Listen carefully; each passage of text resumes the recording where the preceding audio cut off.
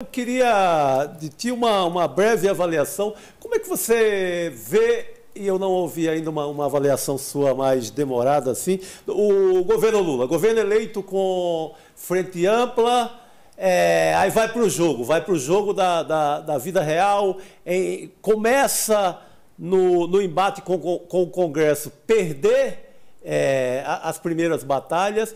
Eu queria que deixasse aqui para os nossos espectadores uma impressão tua. Tá muito devagar, precisa ser mais incisivo, mais à esquerda, ou tem que continuar mais nessa linha de centro porque não vai vencer no Congresso se puxa mais à esquerda? Eu queria uma breve avaliação tua. Então, Chico, é boa essa pergunta, acho essa pergunta importante, porque a gente precisa realmente discutir com um pouco mais de calma em relação ao governo Lula, porque eu diria o seguinte: é um governo de grande coalizão, onde a coalizão não funciona, simplesmente. Ou seja, a gente paga o preço de ter que montar um governo de grande coalizão. Eu digo pagar o preço, porque isso significa você ter que negociar continuamente no interior do governo uma série de forças que são forças heteróclitas, não são forças que estão querendo a mesma coisa, elas querem coisas muito diferentes. Isso com a promessa de que, se o governo precisar de algum tipo de maioria parlamentar, ele terá. Só que o que está sendo visto é que, na verdade, ele não tem esta maioria.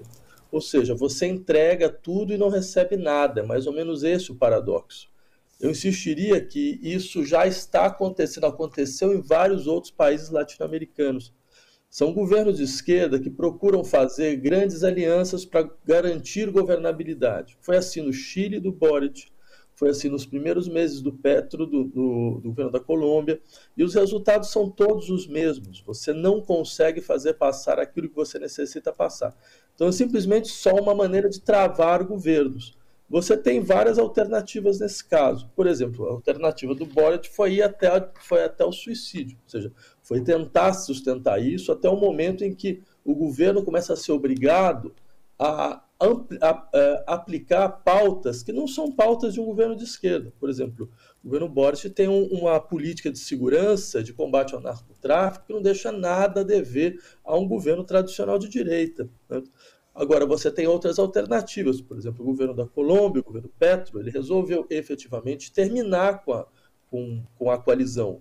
Ele tentou passar as reformas que ele queria, viu que não tinha base parlamentar para isso e entendeu que não ia ganhar nada. Então, ele terminou a coalizão, ele reconfigurou o seu governo e falou: não, a gente vai agora ganhar na rua, a gente vai partir para a mobilização direta. Por mais que isso possa ter problemas, eu diria que há uma vantagem nesse tipo de processo.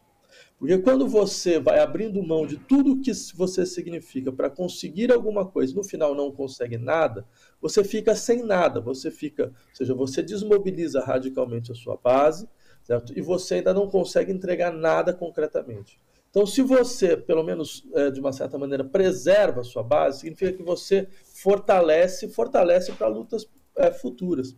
Eu diria que a situação brasileira está mais ou menos nesse lugar, né? Quer dizer, a aliança que o Lula fez não é uma aliança para você governar, é uma aliança para você ganhar a eleição. Ela é ingovernável, ela é claramente ingovernável. E a gente está simplesmente percebendo isso agora. Mais uma vez, diga-se de passagem. Inclusive, professor, a gente tem uma outra matéria hoje dada pelo jornal o Globo que fala sobre um derrame recorde de emendas parlamentares no Congresso, tanto na Câmara dos Deputados quanto no Senado.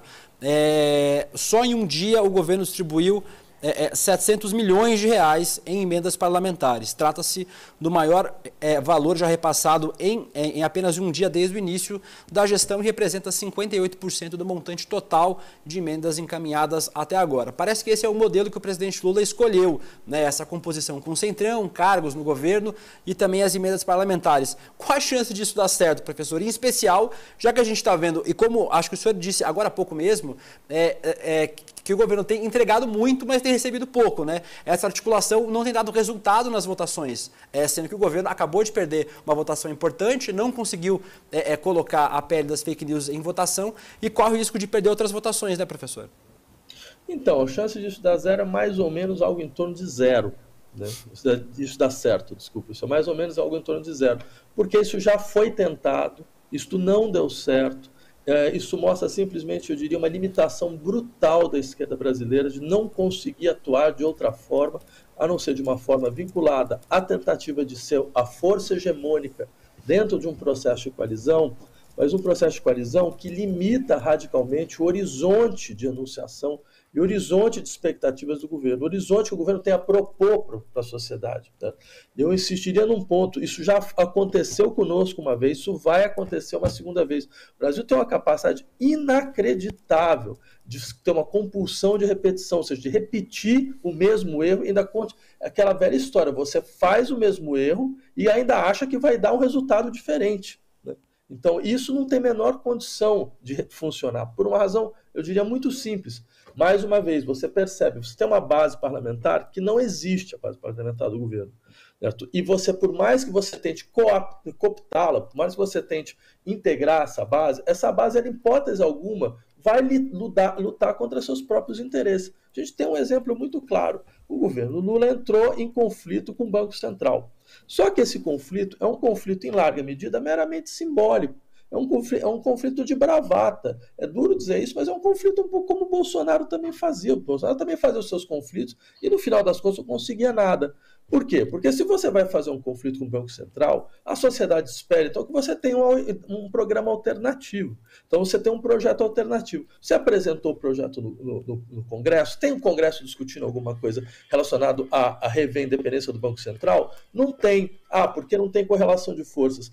Essa tópica da correlação de forças é a explicitação mais evidente da ausência completa de um horizonte político dentro do governo.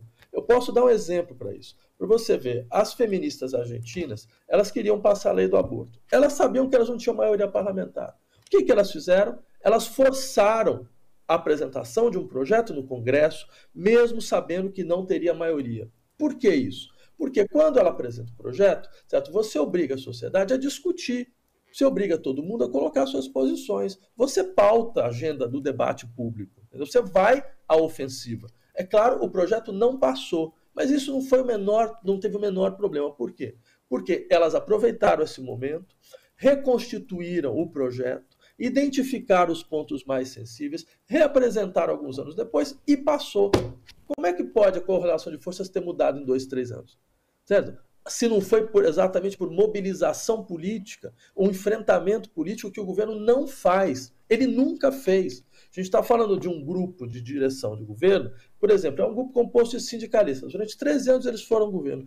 Bem, um tópico clássico do sindicalismo é redução de jornada de trabalho. Até hoje a gente trabalha 44 horas por dia e não teve um projeto apresentado na Câmara pelo governo para reduzir para pelo menos 40 horas. Durante 13 anos, isso com 84% de aprovação do Lula. Então você percebe que tem um problema aí.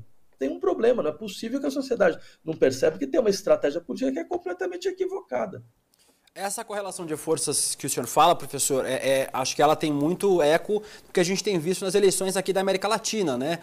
Depois de curtos períodos da direita, a gente teve eleição novamente de governos progressistas, de centro-esquerda ou de esquerda.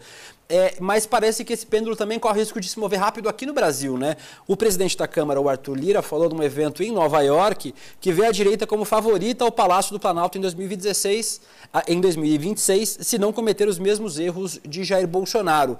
Essa articulação ruim do governo Lula, esse começo meio errático, coloca em risco já pensar o futuro desse projeto e, nesse sentido, o Arthur Lira passa a ter razão?